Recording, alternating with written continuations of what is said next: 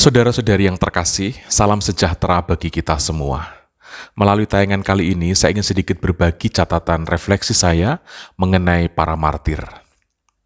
Dalam sejarah kekristenan, kita mengenal adanya para martir. Sejarah kemartiran itu menjadi tonggak sejarah yang penting sekali dalam perkembangan kekristenan. Pasca kematian Yesus, kelompok murid Yesus terancam keberadaannya. Keberadaan mereka selalu diintai dan mereka harus selalu bersembunyi dan secara diam-diam pula mengekspresikan iman dan kecintaan mereka kepada Sang Guru, kepada Yesus Kristus. Kita tahu bersama bahwa sejak perkembangan kekristenan, ada ratusan bahkan ribuan orang Kristen yang menjadi korban dari kebencian para pemimpin dunia. Ada yang menjadikan penderitaan dan kematian mereka sebagai objek hiburan. Ada juga yang menjadikan penderitaan dan kematian mereka sebagai hukuman karena ketidakpuasan atau sebagai alasan karena ketidaktaatan. Pertanyaannya adalah apa sebenarnya yang menggerakkan para martir sehingga mereka merelakan diri sedemikian rupa? Padahal mereka memiliki pilihan lain untuk dapat menyelamatkan diri mereka. Mereka bisa menyangkal iman mereka dan mereka akan bisa selamat. Mereka bisa berpura-pura untuk sementara waktu mengikuti kemauan pemimpin, raja, dan mereka akan tetap selamat. Apa sebenarnya yang membuat mereka sedemikian nekat seperti itu? Rasul Petrus disalib terbalik, yang lain dibakar, dipanah, dipenggal, dipenjara, dijadikan makanan untuk binatang buas, disiksa perlahan-lahan sampai akhirnya mati. Mengapa mereka bisa sedemikian bertahan sampai akhir? Nah, saudara-saudari, berikut ini adalah beberapa hal yang saya renungkan, yang semoga bisa juga menjadi keutamaan di dalam diri saya, dan juga bisa menjadi keutamaan di dalam diri kita semua. Yang pertama, mereka bangga menjadi seperti Yesus Kristus. Salib adalah ciri utama dari kekristenan. Salib adalah identitas yang paling kelihatan dari Yesus Kristus. Banyak yang bisa membuat hal-hal ajaib, hal-hal spektakuler, mencengangkan, mujizat.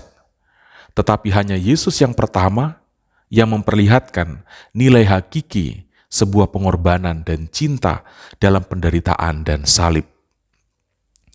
Bagi para martir, mampu bertahan, tetap setia, dan mengakhiri hidup seperti Yesus adalah titik tertinggi sebuah kehidupan Kristiani. Dan ini adalah sebuah keajaiban termulia. Banyak orang ingin membuat mujizat, tetapi tidak banyak orang yang bersedia mati seperti Yesus Kristus. Banyak orang ingin memiliki kehebatan rohani, kehebatan spiritual, tetapi tidak banyak orang yang bersedia hidup taat, hidup murni, dan hidup miskin sampai mati.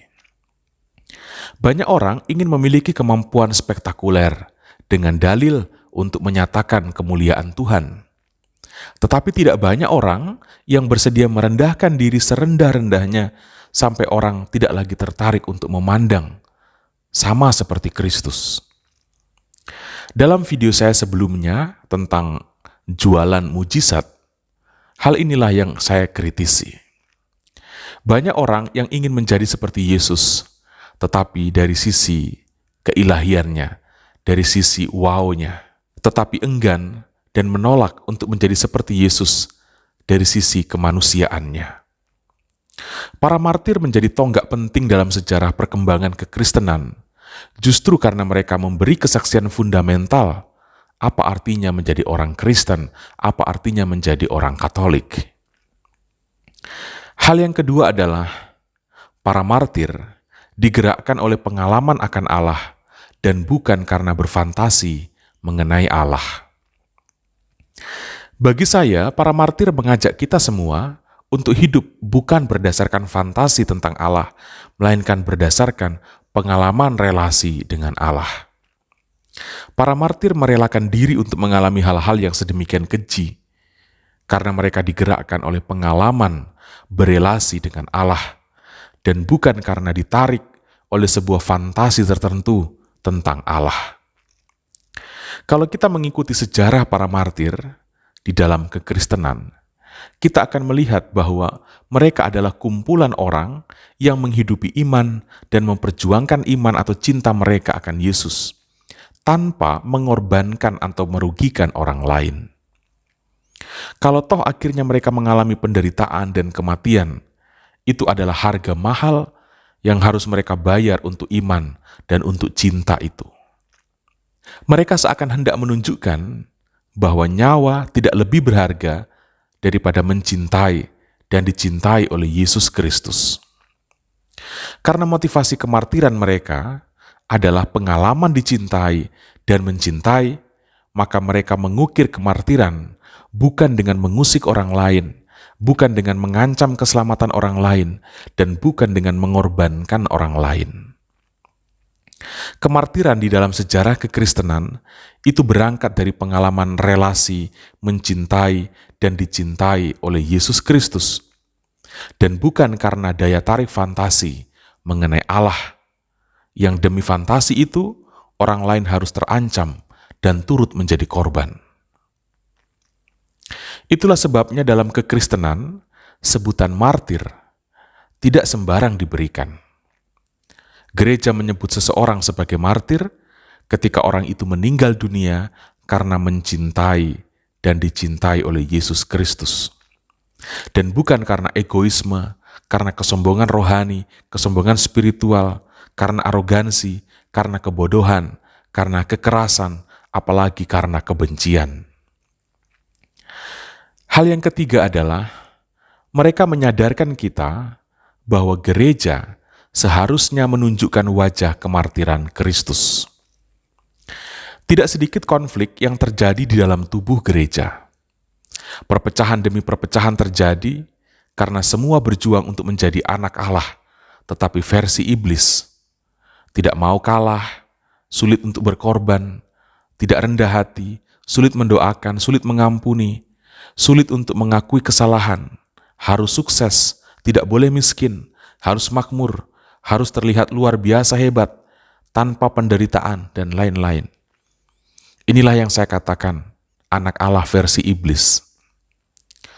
Gereja dan pemimpinnya yang mewartakan hal-hal seperti itu adalah gereja dan pemimpin yang menyimpang dari cita-cita Kristus dan akan mudah dibelokkan oleh iblis.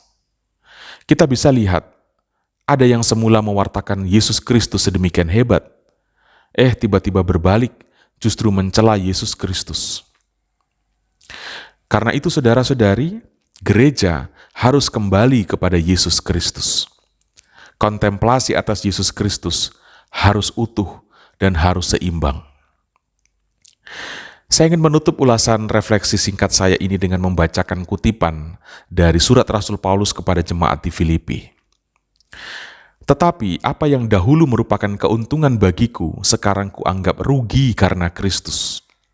Malahan segala sesuatu kuanggap rugi, karena pengenalan akan Kristus Yesus Tuhanku lebih mulia daripada semuanya.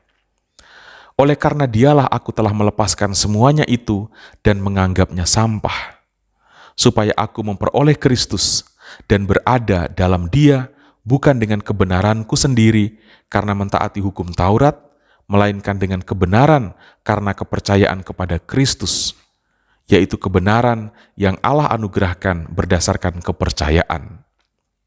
Yang ku kehendaki ialah mengenal Dia dan kuasa kebangkitannya dan persekutuan dalam penderitaannya, di mana aku menjadi serupa dengan Dia dalam kematiannya, supaya aku akhirnya beroleh kebangkitan dari antara orang mati. Demikianlah saudara-saudari, catatan refleksi saya mengenai para martir. Semoga hal ini membantu kita semua untuk semakin mencintai Yesus Kristus, mencintainya secara baik dan secara benar. Tuhan Yesus memberkati kita semua.